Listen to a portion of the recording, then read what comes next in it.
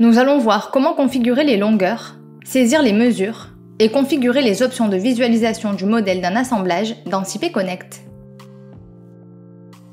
Pour ce faire, une fois le nœud créé, nous le sélectionnons dans le tableau à gauche de l'interface et cliquons sur le bouton Assemblage. Nous pouvons également utiliser le bouton Éditer de la barre d'outils supérieure et cliquer sur le nœud s'il apparaît dans la visionneuse à droite.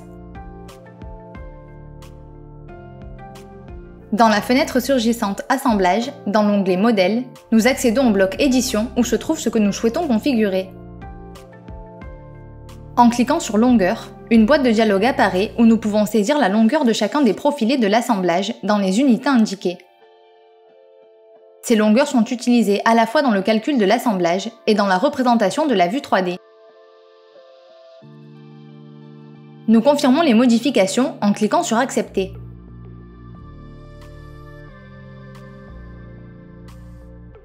L'option suivante permet de mesurer une distance entre deux points en les sélectionnant avec le bouton gauche de la souris dans la vue 3D et d'entrer ainsi une mesure dans le modèle.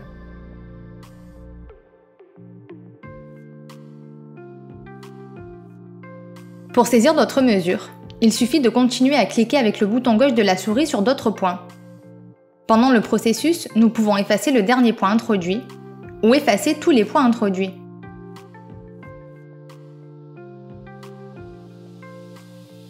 Pour confirmer les mesures saisies, nous faisons clic droit. Ces mesures sont disponibles dans l'option Mesurer. Pour les effacer, dans la fenêtre Options, nous cliquons sur Effacer mesures. Nous allons aussi voir comment configurer les options de visualisation du modèle de l'assemblage.